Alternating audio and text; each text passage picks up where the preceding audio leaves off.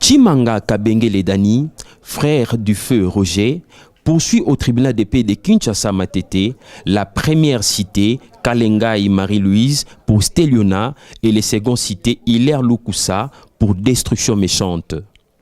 Kabengele Fouilly Roger aurait acheté un terrain de 15 mètres auprès de son vendeur, en présence de 2 témoins, dont Zouzi et le chef du quartier Malemba. Kabengele aurait remis entre les mains du chef de quartier une somme d'argent qui servirait à ces derniers d'entreprendre la démarche d'acquisition des titres de propriété, notamment la fiche parcellaire et de la confirmation. La partie citante soutient que cette démarche serait restée sans issue. Quelque temps après, Kabengele Roger serait tombé malade et cloué sur le lit de l'hôpital pendant un temps. Face à cette situation, soutient la partie citante, sa voisine, la première cité aurait profité de cette occasion de vendre les terrains de la partie citante aux secondes cités Hilaire sans qu'elle en soit copropriétaire et qu'elle ne reçoive mandat de la part de Roger. Les secondes cités Hilaire auraient, dès l'acquisition de cette parcelle, détruit méchamment l'hangar qui serait construit par Roger pour mettre en valeur sa parcelle. La partie citante soutient que les secondes cités auraient érigé ses propres hangars et feraient occuper illégalement les dix terrains par des locataires jusqu'à ce jour. Les avocats des parties citantes soutiennent que les secondes cités seraient précipités devant le chef du quartier avec son acte de vente contesté par la partie citante pour obtenir les titres de propriété. Des temps après, Roger serait décédé. Sa famille serait réunie en conseil après le bain de consolation et aurait nommé les citants comme liquidateurs en lui confiant la mission de prendre en charge les fils mineurs qu'auraient laissé les Découyous et de réunir tous ses biens. À leur descente sur terrain, la partie citante aurait constaté que la dite parcelle serait occupée illégalement par la partie citée. Pour ce faire, la partie citante aurait saisi les tribunaux des Séons pour revendiquer ses droits. Les avocats de la partie citante sollicitent du tribunal la réparation du préjudice subi.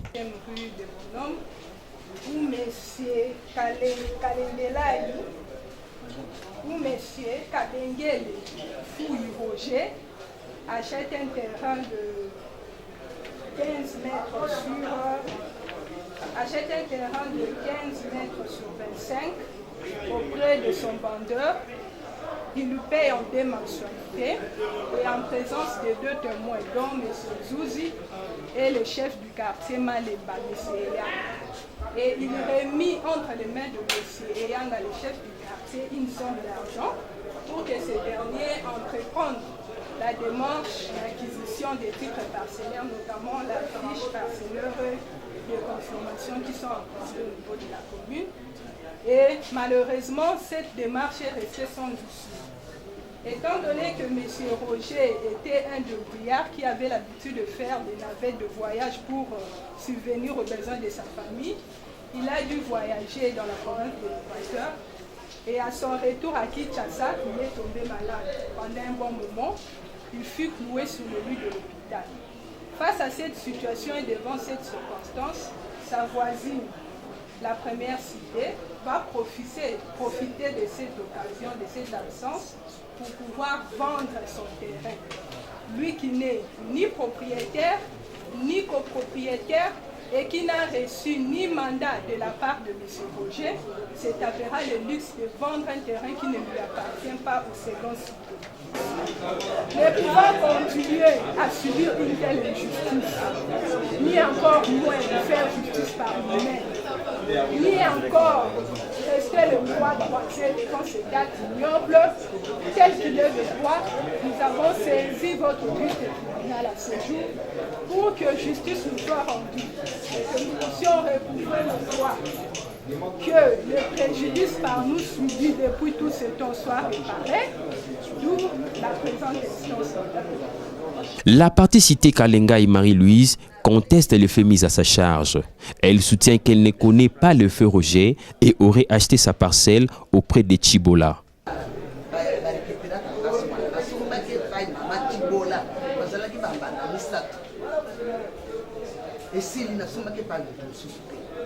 pana na Chibola na yebi mutu susu na yebi mutu wana ko na yebi pour ça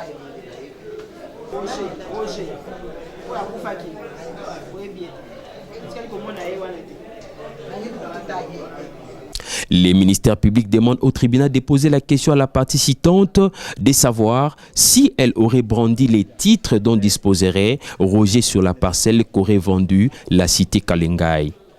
Il demande en outre si la partie citante aurait versé un acte de vente dans le présent dossier.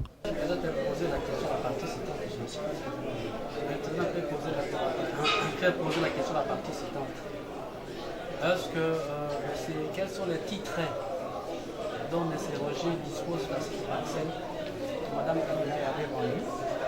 Et en plus, est-ce qu'il y a un acte de vente versé dans le dossier? La partie citante brandit un acte de vente et affirme que Roger aurait acheté la parcelle auprès des Sabou.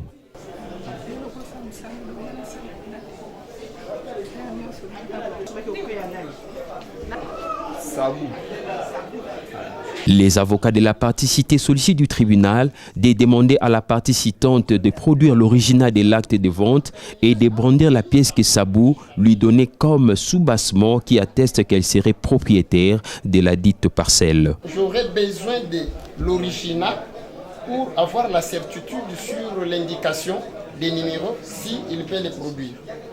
Deuxième question.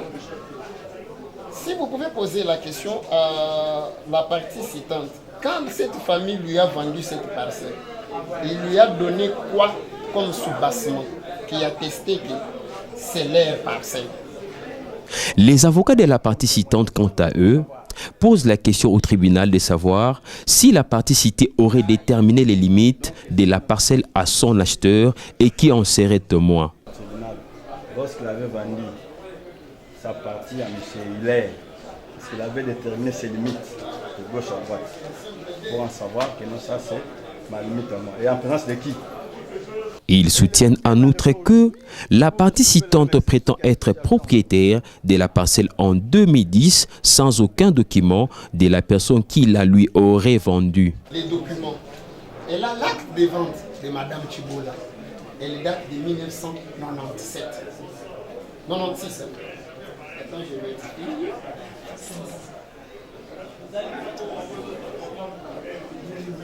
Oui, elle a acheté, ça c'est acte d'achat, elle a acheté en 2008. Et Mme Chibola a lui remis une attestation d'appui qui date de 1997. Cette attestation est confirmée par les chefs du quartier qui dit voilà, ce sont les documents qu'on avait en son temps. À côté de cette attestation, il avait cette fiche parcellaire au nom de Mme Chibola de 1997. De 1997. Et en 2008, quand elle vend à Mme Kalenila, elle lui donne ses titres.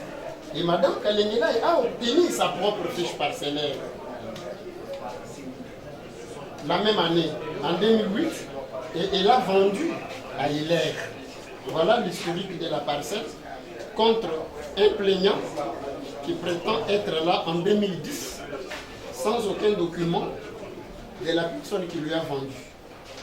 Les tribunaux passent la parole au second cité, Hilaire Loukoussa, pour présenter ses allégations. La seconde infraction, c'est de la destruction méchante, mise à charge du deuxième cité Loukoussa. Madame Hilaire. Monsieur Hilaire. Les cités Loukoussa contestent les faits mis à sa charge, soutenant qu'il n'aurait pas touché à cet hangar dont la partie citante ferait mention.